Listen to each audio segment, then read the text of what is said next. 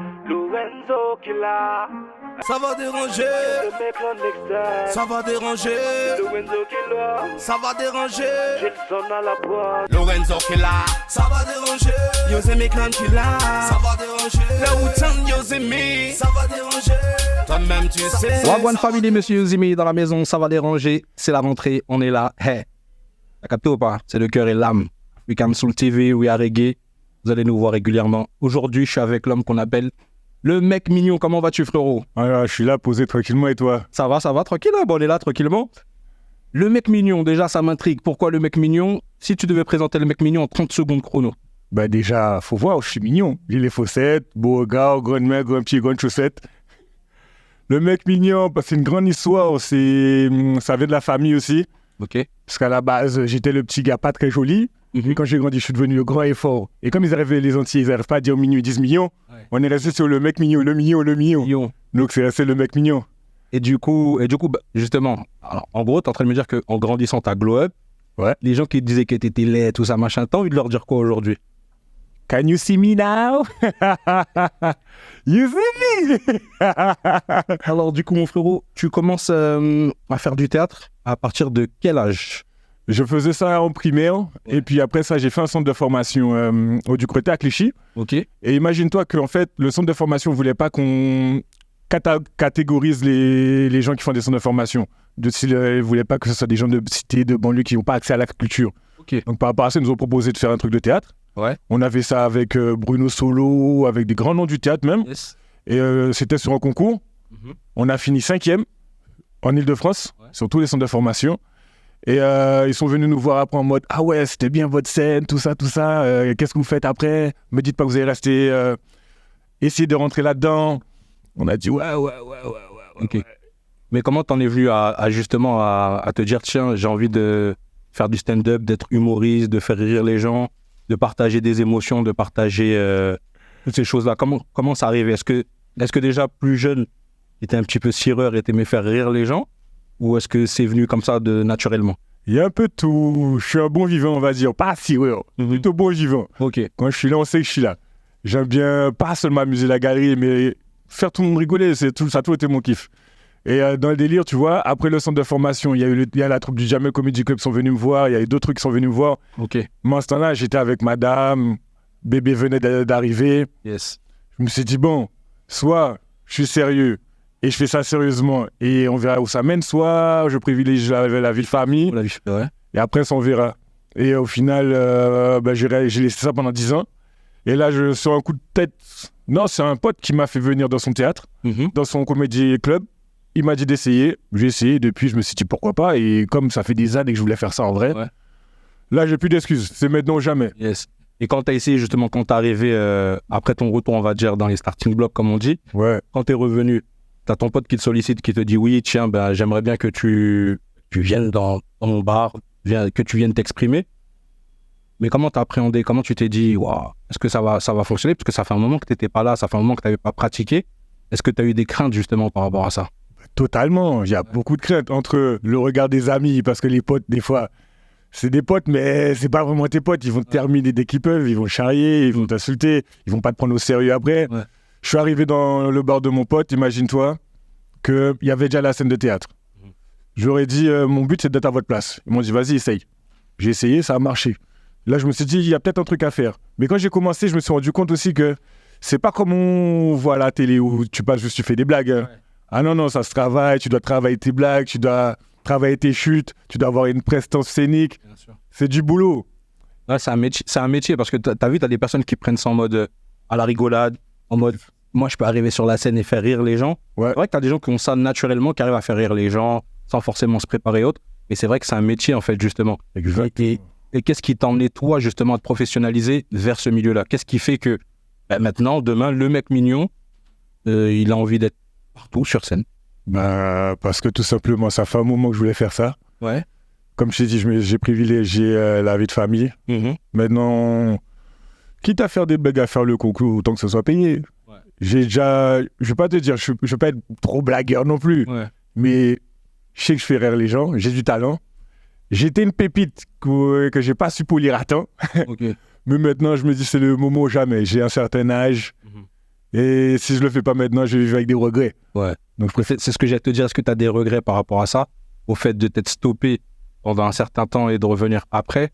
Est-ce que, pas de la rancœur, mais est-ce qu'il y a des regrets? Des vrais regrets. Des vrais regrets par rapport à ça? Franchement, j'ai pas mal de regrets parce que si je devais commencer, j'aurais commencé il y a 10 ans. Ok. Je commençais en même temps que Farid, Ahmed Silla, ces trucs-là. Donc ça se trouve, si j'aurais percé, je serais avec eux là, à cette heure-ci. Là, ça aurait été une vraie star qui aurait été assise avec toi. T'inquiète, t'es déjà une star. Ah, les stars. On a tous notre côté artistique, notre côté resta. Et nous, justement, ce qu'on aime chez nous, on aime effectivement les personnes qui ont une grosse notoriété, mais on aime aussi les artistes comme toi, justement, et on veut faire découvrir les personnes comme toi. Tu vois, parce que tu mérites. Donc là, maintenant, effectivement, tu es de retour. Ce que je vais te demander, à quel moment tu t'es dit que tu avais envie de faire de ça un métier? Quand j'ai vu qu'il y avait de l'argent dedans. Ok. Parce que... Moi, t'es honnête, ouais. Dès que tu as vu que ça paye et qu'il y a possibilité justement de se faire un salaire, d'avoir justement... il me semble que c'est intermittent du spectacle. Tu t'es déjà renseigné pour ça. Ouais. Et du coup, tu as commencé des démarches par rapport à ça, ou je crois qu'il me semble que tu as un nombre de prestations à faire. Ouais, il y a un quota avant. Un quota à faire, et après, tu peux avoir le statut d'intermittent du spectacle. Exactement. Est-ce que c'est ce que toi, tu recherches pour l'instant, ou est-ce que c'est vraiment de faire connaître du monde de l'humour, justement? D'abord, me faire connaître dans le monde de l'humour, parce que c'est pas si simple. C'est pas on fait des blagues, on arrive au Jamel Comedy Club ou au Paname ou au truc de Kev Adams. Yes. Il y a vraiment des étapes à passer et il faut d'abord se faire connaître. Et une fois que je serai connu, que ça va commencer à rentrer, à ce moment-là, je me mettrai vraiment intermittent. Ok. En tant qu'humoriste, quelle est ta plus grande qualité? À part le fait que je sois drôle, Ouais. je suis un bon vivant, je suis un rayon de soleil. Rayon de soleil. Quand je suis là, tu sais que je suis là. Quand je suis pas là, t'es triste. J'ai des petites questions là pour toi de toute façon. En combien de temps tu penses que tu peux séduire un public? 30 secondes. Si en 30 secondes ils rigolent pas, c'est que je suis nul. Ou alors ils ont rien compris à mes blagues. Donc toi tu donnes effectivement un quota 30 secondes. On va dire que tu lances le bail. Si tu vois que dans les 30 secondes il n'y a pas de réaction, pour toi tu dis vas-y je suis éclaté, tout ça, je suis nul. Exactement. C'est au bout de 30 secondes, je vois que ça rigole pas. Déjà, de moi-même, je vais me sentir... je dirais ça va être chaud. Soit ça va être chaud, soit je suis nul. Mais à ce moment-là, est-ce que ça t'est déjà arrivé et quel a été ton ressenti justement que ça t'est arrivé? Comment te dire ça? T'as envie de rentrer sous la terre, t'as envie de rien faire, t'as envie de tout abandonner. T'imagines pendant 5 minutes, voire 7, 10 minutes, tu fais des blagues et personne ne rigole. Tout le monde te regarde comme si... Qu'est-ce qu'il fout là? Qu'est-ce qu'il veut? Qu'est-ce qu'il vend? C'est un sentiment horrible. Ouais. Le bide, c'est un sentiment que je voulais pas avoir. Ouais. Et au final, on est obligé de passer par là. Parce que quand tu fais tes blagues, des fois, elles sont pas top. Tu vas les travailler. Et quand tu prends le bide, parce que le truc n'a pas été assez bossé, waouh, ça fait mal. Justement, est-ce qu'à ce moment-là, tu te dis, bah tiens, je sais que j'ai pas assez travaillé, du coup, le bide, il est justifié? Ou est-ce que pour toi, tu te dis, j'ai travaillé de ouf et je comprends pas pourquoi ça passe pas, ça fonctionne pas? Est-ce que tu te dis, il manque quelque chose à mon accroche, il manque... À ce moment-là, tu te dis quoi? Justement, c'est très aléatoire. Parce que je vais te faire le même texte, dans 5 salles différentes, avec la même intonation, tout. Dans 4 salles, ça va marcher, dans une salle, ça va pas marcher. Comment t'expliques ça? Et c'est le même texte, c'est juste les gens qui changent. Ben c'est ça, tu vas pas tout le temps avoir la même population. Et c'est après, comme tu disais, quand tu vas te faire connaître, justement, tu vas avoir ton public, tu vas avoir tes gens, t'as ceux qui vont kiffer justement peut-être telle blague, ils vont se dire, ah tiens, là, le mec mignon qui joue là, j'aime bien ce qu'il fait, eh ben tiens, j'y vais peut-être lundi, mercredi ou vendredi, si je veux retourner, j'y vais. Et en fait, c'est comme ça, en fait, tu fais ta clientèle en vrai, tu fais ta clientèle, tu fais ton réseau, tu fais ta fanbase, et en fait, ils suivent après comme ça. Mais justement, tu me disais que limite, t'as envie de t'enterrer quand tu vois que t'as un raté ou t'as un truc comme ça. Quand tu sors de scène, justement, quand tu sors de scène après ce bide-là, toi, tu réagis comment? T'es comment? Est-ce que t'es du genre à te remettre en question directement et te dire, tiens, je vais bosser mes textes. Dès que je rentre à la baraque, je vais commencer à bosser mes textes. Ou est-ce que tu vas te morfondre à pleurer? Ah ouais, non, ça va pas marcher. Est-ce que t'es du genre à te plaindre? Je suis un... Comment on appelle ça? Les internels insatisfaits. Même si ma prestation elle sera top, tout le monde aura rigolé, tout le monde dirait super. Je vais dire ouais, mais j'ai manqué ça. Tu vas dire ah, j'ai oublié de dire ça. Ah, je me suis loupé sur ça. Donc quand je me loupe sur une presta, je me mets direct qu'est-ce qui s'est passé? Pourquoi ils n'ont pas rigolé? Où est-ce que je me suis loupé? Je ne vais même pas chercher à... D'habitude, il y a toujours un petit pot, une collation, un truc à boire, on discute, je partage avec les gens, je partage mes réseaux. Et après, un bid, j'ai même pas envie. T'as pas envie? Ouais. Et justement, est-ce que tu te dis pas, bah, c'est là où, tiens, j'ai fait un bid, j'ai mon public qui est en face de moi, où j'ai ceux qui sont en train de me découvrir, et aller chercher les aspects négatifs en leur disant, bah, tiens, j'assume, je constate que, par exemple, j'ai fait un bid. Qu'est-ce qui vous a pas plu? Qu'est-ce qui vous... Ouais, ça, quand même, je reste là-dessus. Parce que tu vois ça, moi, je pense que ça peut aider un artiste. C'est comme moi, tu vois, quand je fais de la musique, si je vais chanter un titre et que je vois que... Tu vas te poser la question. Mais bon, quoi? Et moi, je suis quelqu'un, tu vois, je vais aller demander, tiens, qu'est-ce qui était éclaté? Des fois, je pense que c'est mieux d'être transparent. Même des fois, ça peut faire mal, hein, ça peut piquer fort. Mais là, Piquer ton ego. Mais c'est là où on voit si une personne, tu vois, elle est forte. Dès que tu as le mental et dès que tu as ça, même si tu tombes, tu te relèves toujours. mais c'est ça. Et du coup, moi, j'ai été voir ce que tu fais, bien évidemment, mais je t'ai pas vu en physique. Il faut que je vienne te voir, parce que c'est important. C'est bien de dire, ouais, on donne la force, on donne ci, on donne ça. Et au final, quand tu as un entourage qui peut venir justement te booster, même ne serait-ce que venir voir, je pense que c'est important pour un artiste qui est en développement. Est-ce que tu es fort en impro? On m'a posé la question. Ah, j'arrive à me débrouiller. Au début, je te cache pas, avec le stress, c'était chaud. Ouais. Maintenant, ça va. Quand tu montes sur scène, à qui penses-tu? Les gens. Est-ce qu'ils vont rigoler? Et par rapport à ça, tu vois, effectivement, à la fin, j'essaie de demander aux gens où est-ce que je me suis loupé. Quand c'est des vrais amis, ils vont me dire ça cru. Ouais. Mais je préfère qu'ils me disent ça franchement, qu'ils me disent ah non, c'est bien alors que c'est pas bien. Tu connais, Voilà. Ouais. Donc, j'essaie de leur demander. Après, je demande aux gens et si ça passe pas. Bon, je vais quand même travailler. Et quand je monte sur scène, pour revenir à ce que tu disais, je pense à waouh, j'espère qu'ils vont rigoler. Je suis en stress. À chaque scène, je suis toujours stressé. Ça se voit pas, mais je suis un stressé de la vie. Ouais. Même si je suis toujours souriant, tout ça, ça fait peur. Tu sais, j'ai été sur le festival de Colmar, c'est un autre art, hein, t'as vu, il y a des artistes, des chanteurs qui étaient là. Moi, j'appelle, à partir du moment où tu montes sur scène ou tu pratiques quelque chose, pour moi, c'est de l'art. J'ai interviewé une personne qui est très connue, qui me disait que aussi quand elle montait sur scène, elle était stressée. Tu vois, j'ai fait Maureen en interview également. Quand elle m'a dit, tu sais, là, je suis stressé, je me suis dit, mais non, mais quand tu montes, ça se voit pas. on dirait pas que t'es stressé. C'est pour ça que quand même toi, tu me dis, pourtant, moi, quand je te vois, je vois une personne qui a de l'assurance, qui a du charisme et qui, boum, t'as vu, je monte sur scène, c'est moi, c'est le mec mignon. Déjà, porter ce nom-là, c'est couillu. faut assumer. Faut dire, bah tiens, justement, à couillon, parce que quand tu te présentes en tant que le mec mignon, ou même quand tu te déplaces ou autre, quelle est la réaction des gens, justement, quand tu dis ça? Est-ce que tu as déjà vu le faciès des personnes et ils te disent, mais wesh, il se prend pour qui, lui? Exactement. Et tu sais quoi? J'adore ça.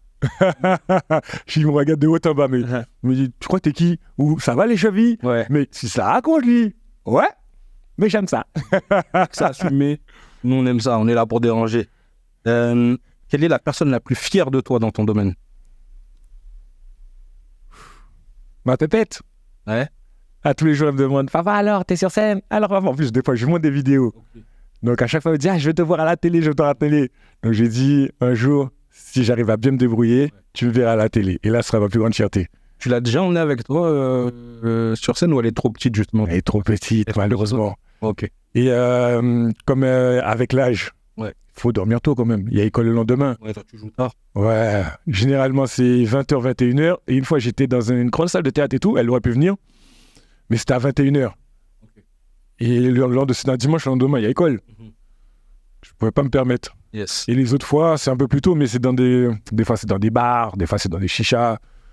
C'est pas forcément adapté. Il est adapté pour un enfant. Il y a des scènes parce que les petits, on dit qu'ils ont une mémoire de fou. Ils enregistrent tout. Est-ce qu'il y a déjà des vidéos que tu leur as montrées et, par exemple, tu as déjà vu ta fille, peut-être, c'est une petite fille que tu as. Ouais. Tu as déjà vu ta fille peut-être répéter une phrase type dans tes sketchs ou une connerie. Parce que je te vois sourire là et je me... Tu sais même pas, elle est pire que moi. Elle répète pas seulement mes sketchs, elle répète toutes mes conneries. Ouais. Elle fait tout ce que je fais, elle fait des signes où je crie. Mimiques, tout ça. Ouais, exactement ça, les mimiques, je tire la langue, tout ça, elle fait tout pareil. Mais je suis en train d'élever un monstre parce qu'elle a fait des pompes aussi à son âge. 6 ans, elle essaie de faire des pompes à une main. Okay. C'est un mastodonte. Faites attention à vos garçons, c'est une vraie fille que je prépare. Bad. Tu parles de sport, on va revenir dessus tout à l'heure. Il n'y a pas de pétard. On va revenir dessus tout à l'heure. Dans tes moments de doute, qui tu vas appeler en premier pour te monter le moral? Personne. personne? Je travaille tout seul, je me remets en question tout seul. J'ai du mal avec les gens. Et pourquoi tu as du mal avec les gens? C'est quoi? C'est un manque de confiance Ouais, vers les autres ou tu te dis non, je fais mes trucs seul et j'assume seul ce que je fais? parce que je me dis que les autres vont pas comprendre comment je vois les choses. Donc pour éviter des... Ça va peut-être amener à quelque chose, mais pas à ce que je veux. Donc par rapport à ça, je préfère être tout seul. Je travaille tout seul. J'aime même pas... Même l'écriture. Ouais. Je peux travailler en équipe, mais j'aime pas. Mais qu'est-ce qui fait que tu n'aimes pas justement travailler en équipe? Parce qu'il y a un échec, est-ce qu'il y a eu des choses qui font que tu n'aimes pas ça? Est-ce qu'il y a un truc, il y a un déclic? Est-ce qu'il y a eu un événement qui fait que tu n'as pas envie de travailler en équipe? Qui fait que par exemple, quand justement tu as une baisse de morale, tu n'as pas envie de t'exprimer, de tout garder pour toi? Est-ce que tu ne te dis pas que extérioriser et puis discuter avec les gens, ça peut être quelque chose qui t'aide justement? Ça peut, mais tu sais, je suis guadeloupéen. On est pudique à ce niveau-là. Ouais. Donc je préfère rester dans mon coin, je veux me redynamiser tout seul. Ok. Et même quand je suis prêt, je vais y aller. Ok. Je serai en mode, je vais aller avec entraînant des pieds, mais je vais y retourner. C'est pas un échec pour moi, c'est rien. Quand tu tombes à cheval, il faut remonter dessus tout de suite. Même si je vais y aller en marchant, en trottinant, le cheval va faire du trot, mais au moins je serai sur le cheval. Yes. Et quand je serai prêt, on repart au galop. Au galop. Yes, tu m'as parlé de la Guadeloupe justement. Parle-moi de la Guadeloupe. C'est quoi la Guadeloupe? Pour toi, ça représente quoi? Mon havre de paix, la base. Ouais. On est antillais, mais on est d'abord guadeloupéen avant d'être français. Yes. On est français seulement sur le papier.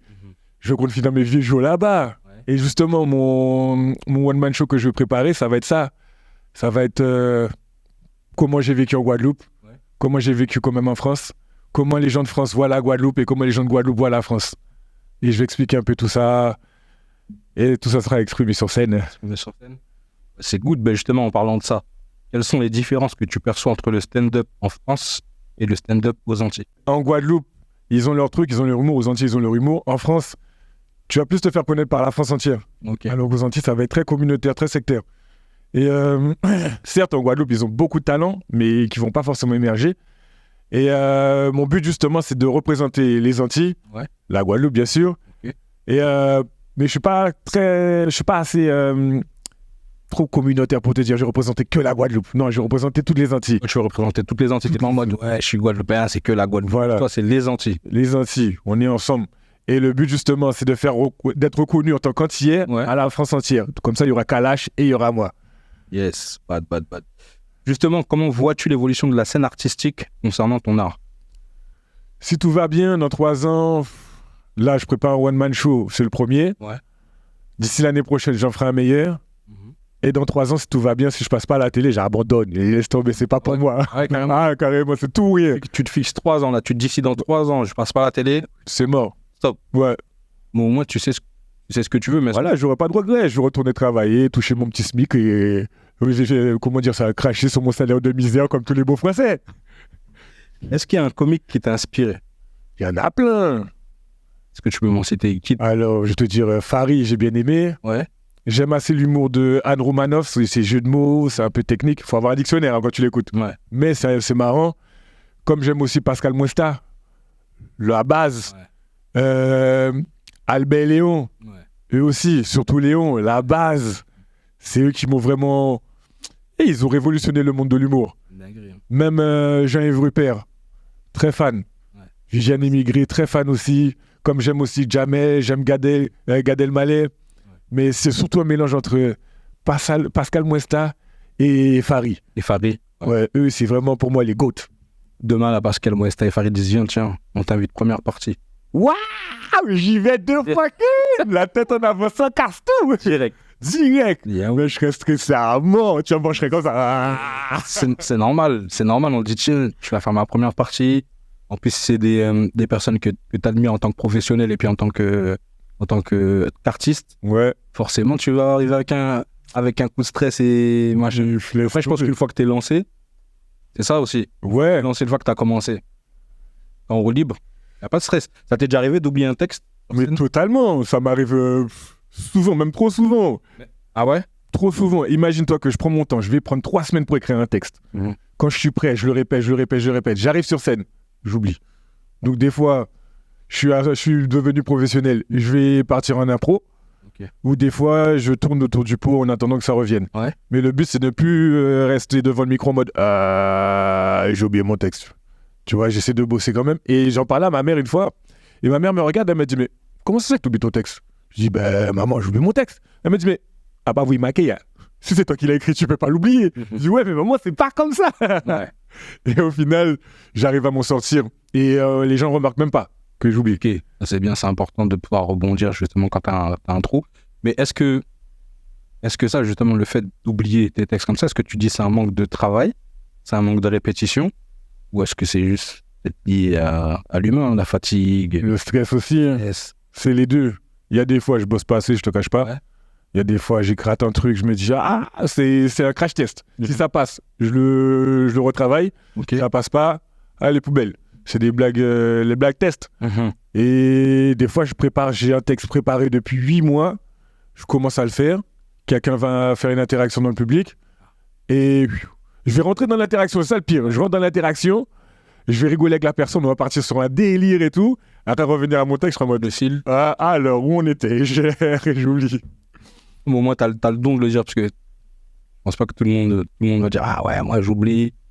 Même en chanson, même un texte que tu fais, hein, même un chanteur, il oublie une parole, il va rebondir, il va faire un freestyle, il va machiner, il va meubler, comme on dit. Il va meubler. Ouais, c'est ça, meubler. C'est vrai que c'est important de rebondir et puis de reconnaître ces choses-là. Si je te dis sport de combat, tu me réponds quoi? MMA.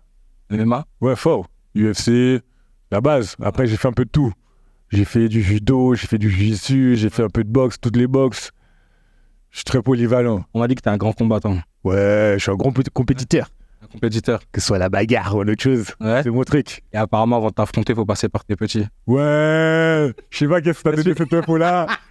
Ça, c'est les dossiers, ça. Explique-nous tout. C'est quoi ce concept-là, justement? Quand j'étais plus jeune, tu sais, en Guadeloupe, j'avais un beau jardin. Ouais. Et je faisais les petits faiseurs de la lutte. Okay. Comme ils avaient des fois leurs conflits à la con, tu sais, les trucs de petits, les petits ados, jeunes rébellions et compagnie. Donc des fois, ils s'embrouillaient pour de la merde. Donc je prenais tous mes petits et je les faisais s'affronter dans un match de lutte. Et des fois, les grands, ils venaient, ils disaient « tu profites sur les petits, tout ça, mais c'est pas bien, moi aussi, je peux te mêler. » J'ai dit « mais si tu me mêles, passe par mes petits. Ouais. Si tu arrives à les affronter, tu les gagnes, tu peux venir vers moi. » Et il y en a, ils avaient le seum. Ouais. Et ils étaient plus costauds, plus tôt. Mais mes petits étaient techniques, je les ai formés. Quand je les ai formés, ils étaient prêts. Donc, dès qu'un grand venait, ils n'arrivaient pas à le mettre à terre. Tu disais, c'est mort, ouais. Parle pas avec moi. Tu parles pas, tu passes pas mes petits. Ouais. Parle pas avec moi. Et les petits, de temps en temps, ils se sentaient forts, ils voulaient m'affronter. Ouais. Je les mettais à l'amende, je les terminais et je dis voilà, t'as appris, t'as compris. Je reste le patron, entraîne-toi et quand tu seras prêt, reviens me voir. Je suis là, je bouge pas. Yes. Bad. Si on te propose une soirée, est-ce que tu préfères aller en date avec une femme ou est-ce que tu préfères une soirée domino? Il y a même pas de débat. Domino. Tu rigoles ou quoi? Tu peux être Ali Berry, tu peux être qui tu veux. Ça ou domino? Domino. J'aime le domino plus qu'un pao, plus que les crackers aiment le crack. Une soirée sans domino, des fois, ça peut être nul. Sauf si je bois. Mais une soirée, s'il y a de l'alcool, un peu de rhum, des dominos, du son, c'est la meilleure soirée de ma vie. La soirée de ta vie. Yes. Je suis au max. Si je te dis jaune ou bleu? Bleu. Rouge ou vert? Rouge. Noir ou blanc? Blanc. Métissage, t'es pour ou pas? Non, parce que je ne savais pas la mode encore, tu connais. Salope. Et c'est nous. Et le pire, c'est que j'ai un frère Chabin, tous les jours, il prend. Tous les jours. Quand t'as regardé ce son-là, il a dit, ah ouais, on aurait dit que le mec te connaissait, il cherchait comment m'humilier et il t'a trouvé. Justement, t'en penses quoi de... On rigole de ça, tu vois, il y a des gens qui rigolent de ça, il y a des gens qui prennent pas ça du tout. Il y a des gens qui en ont rien à foutre, tu vois. On parle de colorisme par rapport à ça. Est-ce que toi, tu trouves que... Tu penses quoi de ce son-là? Est-ce que pour toi, ça reste un délire ou est-ce que pour toi, c'est la victoire des Black Boys comme Black Mons dans ces sons? En vrai, je prends au second degré quand je dis... je blague enfin, Wakanda, c'est nous. Souvent, je blague, je dis, il n'y a pas de Chabin dans Wakanda, dans Black Panther. Quand tu regardes Black Panther, il n'y a que des négros, que des boucs noirs. Il n'y a pas de Chabin. Mais ça, je dis ça pour la blague, pour le second degré. En vrai, on est vraiment ensemble. Yes. C'est nous contre le monde, en vrai. Et en plus de ça, on influence le monde. Grâce à nous, il y a de plus en plus de mecs à l'Ox, il y a des beaux qui font... Ils faisaient même pas de dégradé il y a 10 ans. Tennis, c'était... Soit Yul quoi, pour ball, des conneries comme ça. Grâce à nous, ils ont des beaux trucs. Il y a les contours maintenant. Il y a les contours, même niveau son. Aya Nakamura, elle fait du chata, elle fait du zouk. C'est grâce à qui? C'est pas grâce à nous. Si on restait dans dans les vieilles mentalités, on serait pas arrivé jusque-là. Yeah, man. Yes. Bad, j'aime bien. Question, comment tu écris tes blagues? Soit je me pose quelque part et j'écris, je travaille le truc. Soit je sors, je prends un grand bol d'inspiration de tous mes potes parce qu'il faut tellement de conneries à la suite. Ouais. Et après, j'essaie d'écrire un petit peu, je mémorise et après, je rentre, je mets tout ça au propre. Et parce qu'il y a quand même une technique d'écriture. Ouais. C'est pas t'écris pour écrire. C'est ça. Il y a quand même des codes, il y a des trucs à respecter. Ouais, exactement. Et une question qui... Je sais pas si t'écoutes d'autres artistes ou si tu regardes plusieurs spectacles. Si toi, tu avais une blague à effacer de l'histoire de l'humour, ça serait laquelle? Attends, je vais te dire, là comme ça, il y a un mec qui avait fait une vieille blague sur les Antillais. Ouais. Que ce soit lui et sa blague mérite d'être effacée. Ah ouais. On touche pas aux Antillais. Quel est le pire conseil qu'on t'ait donné en tant qu'humoriste? Le pire, quand une blague était nulle, on m'a dit c'est bien, continue. Alors que c'était pas bien. Et petit bâtard, et toi, tu savais que c'était pas bien? Bien sûr que je savais. En plus, j'ai dit ça, j'étais même pas sérieux quand j'ai fait ça. C'était, si tu veux, de là où j'en suis, c'est que on commence par chauffer la salle. Ouais. Quand on chauffe la salle, des fois, on fait des blagues pas drôles. Et j'en fais des blagues pas drôles où j'en suis vraiment pas fier. Yes. Genre de blague où c'est pas drôle, je vais te dire, qu'est-ce que ça fait quand on jette de l'ail sur un mur? Le retour du Jedi. Ok. Ouais, mais t'as des gens, tu vois, comme moi, comme un con, tu vois. Tu vas rigoler. Mais t'as des gens des mondes qui aiment des blagues qui... Mais tu vois, ça, c'est une blague que je mets histoire d'amorcer, T'as des gens qui aiment les trucs cons comme ça. Mais tu vois, juste cette blague-là, ça te dérite déjà. Mais j'en ferai d'autres comme ça où je suis pas fier de ces blagues-là. Ouais. Mais je le fais quand même. Et ils étaient en mode, ah ouais, c'est trop bien. Ouais. C'est faux. Ah, mais peut-être que toi, tu joues que c'est pas bon. Parce que là, après, au professionnel, machin, mais peut-être que t'as des gens qui aiment ce genre d'humour-là, tu vois. Les gens sont pas compliqués, hein. Oui. T'as des gens qui sont pas compliqués. C'est comme dans chaque art où, vas-y, t'as celui qui aime la cuisine où c'est pimenté, où c'est agrémenté, où il y a plein d'épices. T'as celui qui dit, c'est le poivre, vas-y, sa mère, c'est bon, tu vois. C'est tout un... C'est subjectif. Ouais. Mais il y en a, ils disent ça, c'est pas vrai. Il y en a un mec... Ah si, il y a un mec, une fois, il m'a dit, retire le mec mignon, ça fait trop... Trop arrogant? Non. J'avais dit que ça fait... On t'a pas dit ça fait arrogant? Ça fait arrogant, si, ça, mais j'adore. Ouais. C'est pas un souci. Mais il m'a dit, genre, ça fait trop... Il peut pas m'appeler le mec mignon. Je lui dis, pourquoi? Il me dit, générique.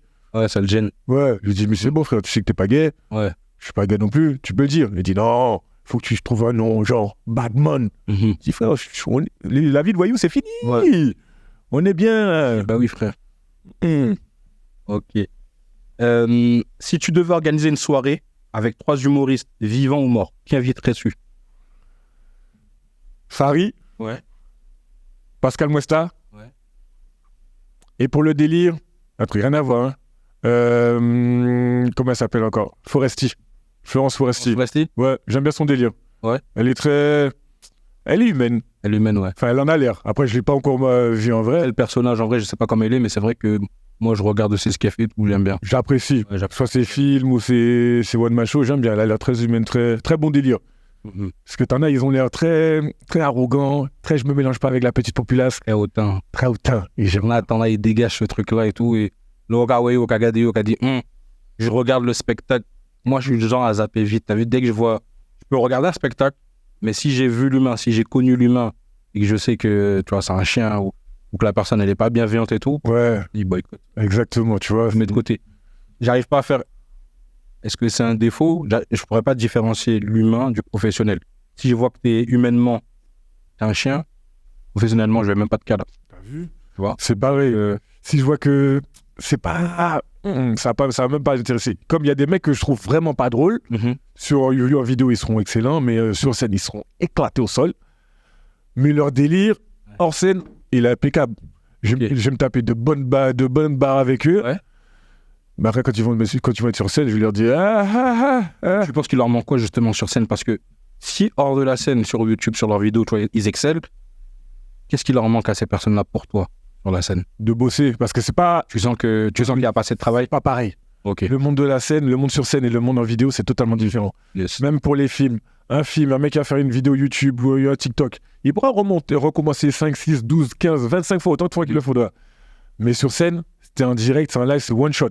Si tu te loupes, tu dois te rattraper. Yes. Et eux, ils ont pas ce truc-là, ils ont pas les codes pour avoir... Parce que dans le stand-up, le but, le vrai code, la vraie base du stand-up, c'est un rire toutes les 3 secondes. Okay. Si au bout de 10 secondes, t'as pas fait, il y a eu 0 rire, alors que normalement tu dois en avoir 3 minimum, t'es pas bon. Ok.